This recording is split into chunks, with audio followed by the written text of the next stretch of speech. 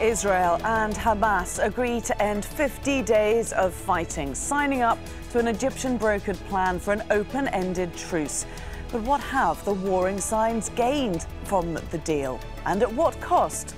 This is Inside Story.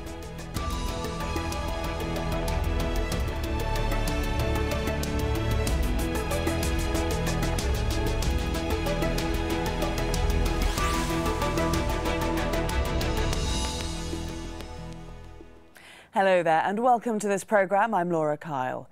Gaza's rulers, Hamas, are claiming a victory for resistance, whilst Israel says the group didn't get anything it wanted. But after 7 weeks of fighting, the two sides have agreed to an open-ended ceasefire and a commitment for further indirect talks on more complex issues. The breakthrough was negotiated by Egypt, drawing different reactions. We are here today to declare that we achieved victory over the Israeli occupation, and we have been able to achieve what all other Arab armies failed to do.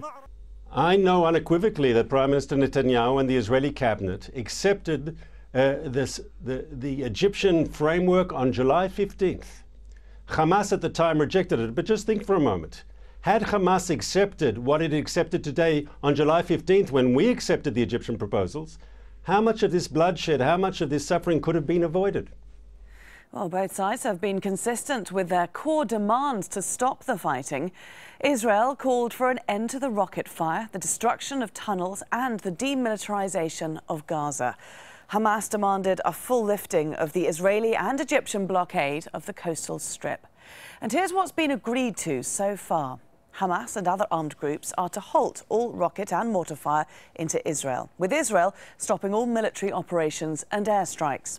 Israel has agreed to open its border crossings with Gaza, and that will allow in much-needed humanitarian aid and materials for rebuilding.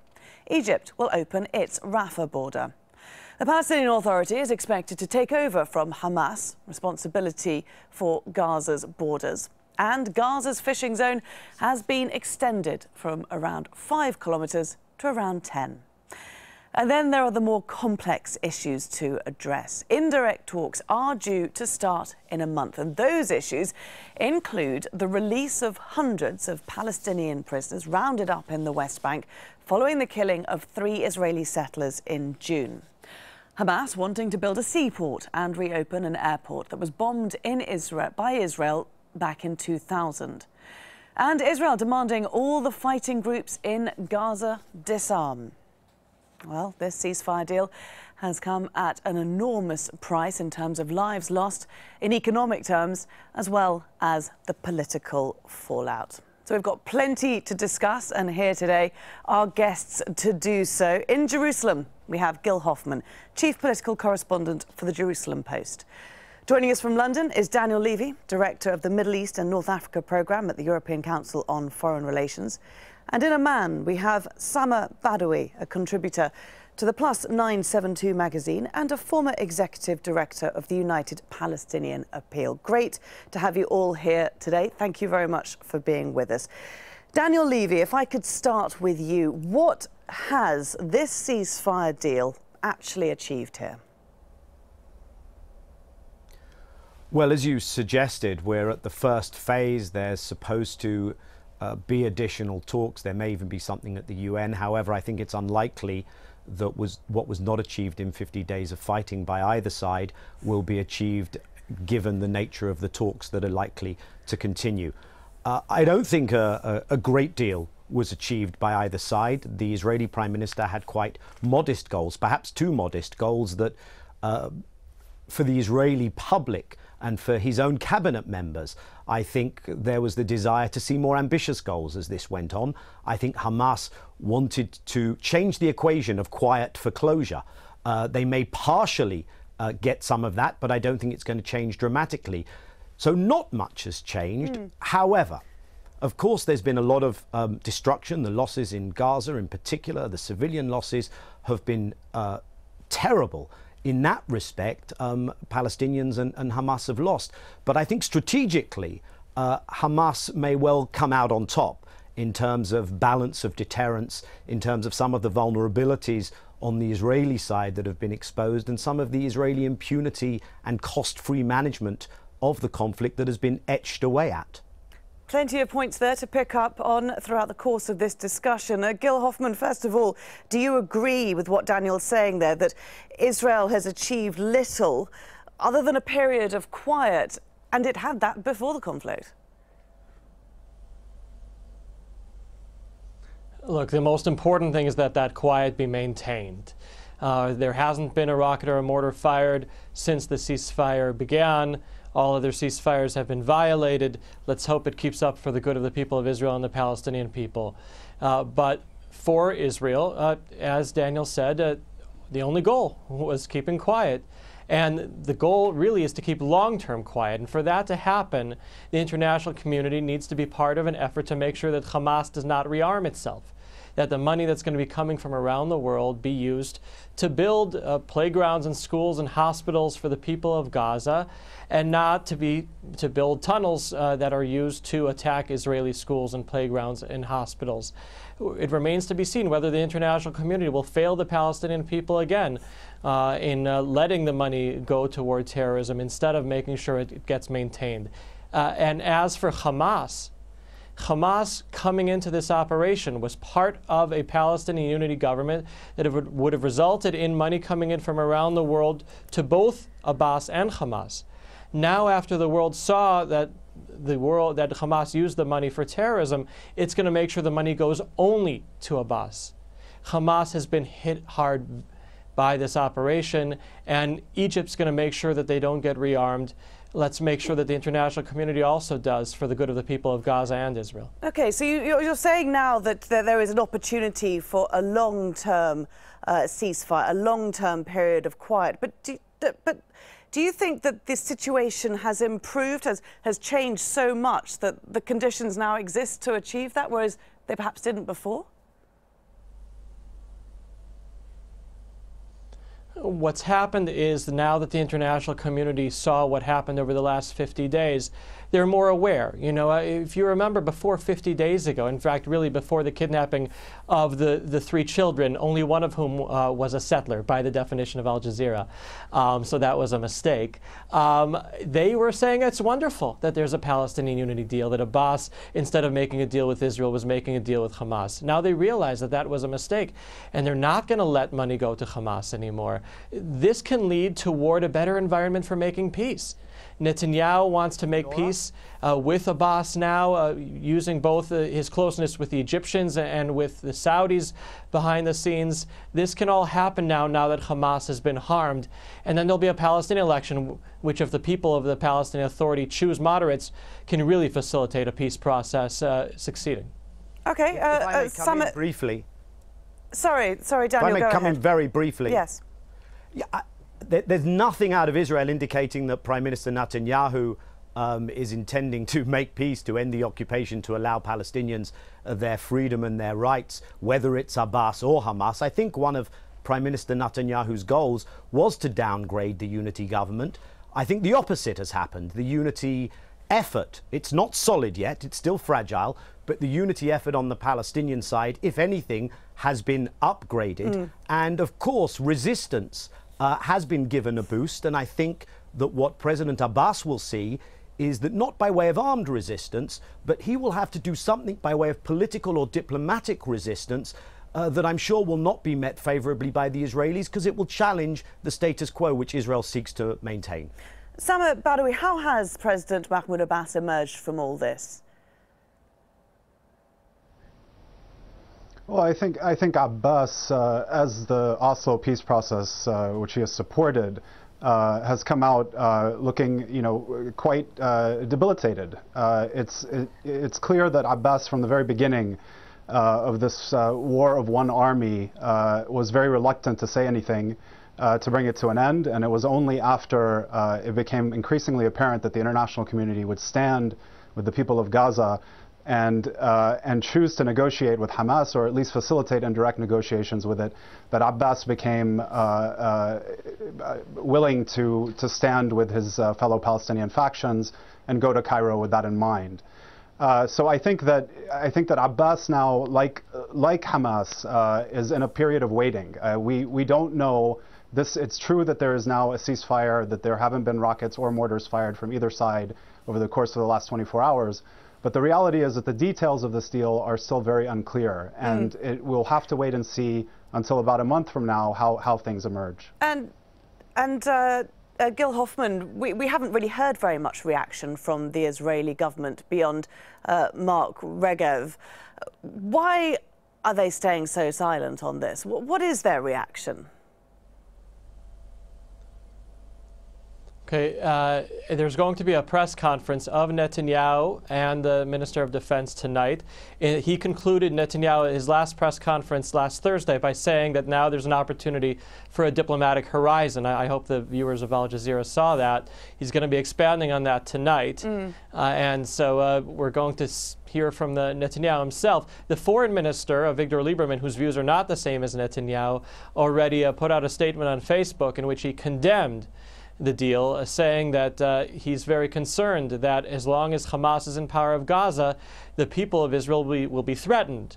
And I would add to that, so would the people of Gaza, by that government of Hamas, which is not the rightful government of the Palestinian people. Abbas is in charge of Gaza. He got overthrown in 2007, and he needs to be put back in charge, and there has to be an election because it's supposed to be a democracy. Okay, well, Hamas was elected in Gaza. Palestinian people will have a brighter day. Hamas was elected in Gaza. Daniel No, Levy, they were elected to head the parliament. No, they were not. They were not elected in Gaza. There was an election for parliament in which they emerged victorious. The parliament is not a body that has a lot of power in the Palestinian government. The last election for president was in January 2005. Abbas won. The new reality on the ground, and something that perhaps has emerged from this conflict to change the game, is a unity government. Has Israel taken that on board? Is it prepared to negotiate within this new environment with Fatah and Hamas together? Daniel. There are no signs of that. There's quite a confused Israeli position, and as was suggested just earlier, the Israeli cabinet speaks with many voices. There was a reference just now to Hamas's election victory in 2006 in terms of parliamentarians. Most of those parliamentarians are now in Israeli prisons, so unfortunately that's how Israel has chosen to approach Palestinian democracy. But I don't think there's a suggestion that Israel now accepts the unity government, although the rest of the world, I think, will deal with President Abbas as the head of a government that is accepted by all factions. You do see an effort over the last period that I imagine will continue to try and compare Hamas to extreme groups such as ISIS or Boko Haram. However, the Israelis were in Cairo conducting proximity talks with Hamas. The situation on the Israeli side in terms of the internal debate strikes me that Hamas does not need to make the claim so clearly that it came out successful, because there is so much domestic criticism of the Israeli Prime Minister. The cabinet did not vote on this. The leaders of the communities in the Israeli south are very critical of the outcome. The commentariat is critical of the outcome. I don't think the Israeli Prime Minister is going to launch a new initiative worthy of the name. I think the question in part will be whether you see an initiative coming from the Palestinian side. President Abbas has discussed something. I suggest we don't hold our breath, but he may feel that he has to do something now. Samo, we're seeing Hamas claiming victory on this, and we've seen crowds of people come out into Gaza. Do they still support Hamas? Are they pleased with the way the organisation, their government has performed?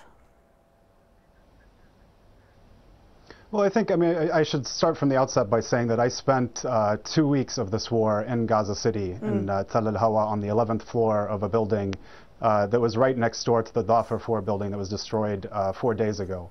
And so I had a vantage point on this war that very few people, and certainly those on your program today, have had. And I can tell you that the issue is not whether or not the people of Gaza support Hamas. The parallel here, or the analogy, if you will, is to ask whether Americans on the day of 9/11 supported their government. You know, this is the horrors that the people of Gaza have endured, not only over the course of the last 51 days, but over the course of the last 8 years of the siege, and one can trace it back, you know, even further, though that's not the scope of this program, have been overwhelming. And when you are, you know, when you're a Palestinian in Gaza today, with literally nowhere to flee, what are you supposed to do? There is no choice but to support the resistance. And you know, this is not a reflection of my own opinions. This is a reflection of the people that I've spoken to there. And I think that there is a propensity among commentators who have not been to Gaza to try to wish that away. But the reality is that the bulk of the Palestinian people who live in Gaza today, 80% of whom are refugees from the state of Israel's creation in 1948, want an end to this siege. And anything short of that will not be a prescription for long-lasting peace. And let's not lose sight of what this conflict has meant for the thousands of people on the ground. Under the current restrictions, the UN is estimating it could take up to 15 years to mend the damage that's been caused by the Israeli offensive. More than 280,000 Palestinians are in UN shelters, and some estimates suggest more than 500,000 people in Gaza are displaced. Around 17,000 homes have been destroyed. 138 schools have been damaged by Israeli shelling. And the UN Children's Fund estimates more than 400,000 children need psychological therapy. Sama, Gaza has been rebuilt so many times. Where do you think you start now? Well, I think you start, first of all, by refuting the claim that was made earlier that Hamas uses money that is meant for the building of Gaza to fund tunnels and to fund terror. By your own estimates just now, there were 138 schools in Gaza that were shelled or bombed by the Israeli military. That's to say nothing of the hospitals. That's to say nothing of the shelters, the playgrounds that were mentioned earlier. These things did exist in Gaza. The reason why they don't exist anymore is because Israel has maintained a debilitating siege on the 1.8 million people of Gaza. And as you just noted, every couple of years sees a need to mow the lawn, to quote Israeli politicians. So what it will take to rebuild and reconstruct Gaza is not simply the injection of more foreign aid, but also the complete opening of Gaza's economy. And what that means is not simply opening a couple of crossings to hundreds of trucks of cement, but rather looking seriously at the issue of a port. The seaport was an issue that could not have been broached 2 years ago in 2012 in the way that it is today. Today it is being taken seriously, and the reason why is because we know that there are mechanisms for being able to monitor this that will be acceptable to both the Israelis and the Palestinians, number one. And number two, because that is what will sustain an economy that will truly see the development of Gaza over the long term and thereby facilitate the kind of peace that everybody wants in the region. And of course that issue is going to be addressed in talks in a month's time. We'll just get back to that in a second.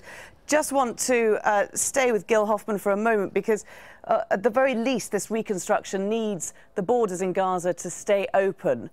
Will Israel honour that side of this deal?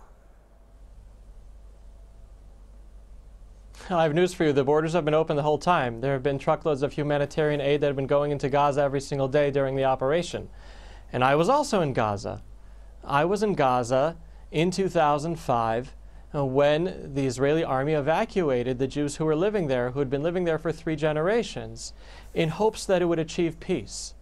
They evacuated them to the other side, to communities that had been shelled from Gaza by Hamas. And we hoped at the time that Gaza would become a haven that would show the world what a Palestinian state would be like, would lead the way toward Israel withdrawing from most of the West Bank as well, and creating a Palestinian state. The reason why there's no Palestinian state now is instead of building it up as a haven, the Hamas overthrew the leadership of Abbas in Gaza and started using it as a base. It was firing rockets before, but intensified rocket attacks on the rest of Israel. And it's their fault that now you don't have the Palestinian state that there could be. It's really unfortunate for the people there. And what happened with those schools were used to fire the mortar that killed a 4-year-old boy on the Israeli side just a couple days ago. Those schools should have been a haven for the Palestinian people. Instead, the Hamas continually fired from them. Daniel Levy, just want to pick up on one point there that Gil made. The borders have been open the whole time. the borders, of course, have not been open the whole time. An Israeli not-for-profit association which follows these issues closely, termed Gisha, went to the Israeli courts under Freedom of Information legislation in order to get the documentation made public regarding what was allowed in and what was not allowed in. Israel had a subsistence policy that the Gazans would have just enough allowed in order for them not to starve. The policy towards Gaza has been inhuman, sadly, and the consequences are manifold. Certainly in terms of the dire situation in the Gaza Strip. But one of the consequences is that if the idea is quiet for closure, that Gaza will be allowed to subsist at best, but no more, then you create no incentive for there to be no violence. People will assert their dignity, their desire for life.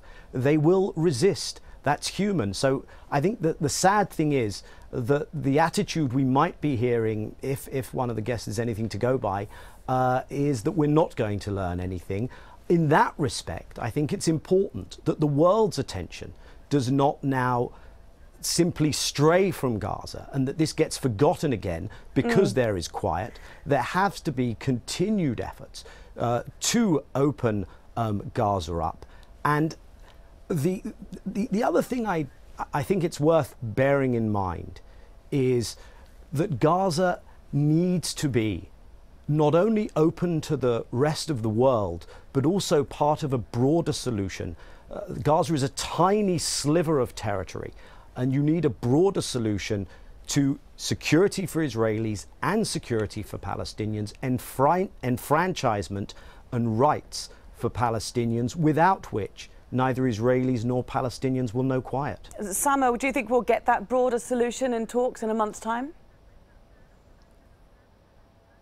I think that so long as the Palestinians approach this as a unified entity and continue to insist on an end to the colonial occupation of both Gaza and the West Bank, that it is entirely possible. The reason I think so is because I believe that the international community has finally come to the conclusion that what Israel has wrought in the occupied territories is completely unsustainable. Look, we talk about Gaza, and it's right that we should. 500 children have died over the course of the last 51 days, and that is appalling.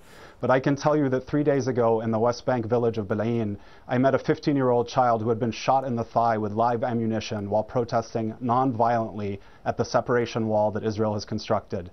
That boy, on his way back from Jordan visiting a surgeon, was stopped by the Israeli police and invited, I use the word in quotation marks, to an interrogation on his 16th birthday. And he is now threatened with the inability to return back to the surgeon that he so desperately needs to fix his leg.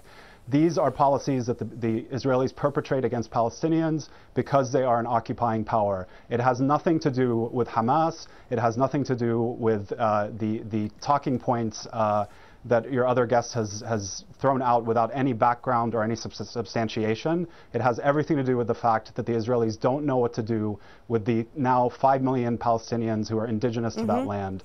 And before they recognize, before they acknowledge that, there will be no peace going forward. Gil Hofman, you started off the discussion quite optimistic that the situation has changed moving forward. Do you think that Israel's side, that the Palestinian side, their demands will ever be fully realized? You know, it has changed a lot. You know, I remember when Daniel Levy was back there, part of the peace camp in Israel, and there was a lot of hope back then. And at the time, the Israeli left was 50%. Now it's a lot less because we've been attacked on all sides. Because of Hamas and because of Abbas and their failure to take the steps necessary to help their own people. When Israelis see thousands and thousands of rockets fired at Israeli civilians inside Israel, even your commentator there in Jordan. I'm sorry, Gil. Say that the areas I'm going to have to interrupt that have been attacked because day we have in, run day out of time. Are going to be part of Israel forever. Thanks very much to all our guests for joining us today. I'm afraid we're going to have to leave the discussion there. In Jerusalem, Gil Hofman. In London, Daniel Levy. And in Amman, Samer Badawi. And thank you too for watching. You can let us know your thoughts by leaving your comments on facebook.com/AJ Inside Story. Or you can go to @AJ Inside Story on Twitter. I'm Laura Kyle from me and the whole team here. Bye for now.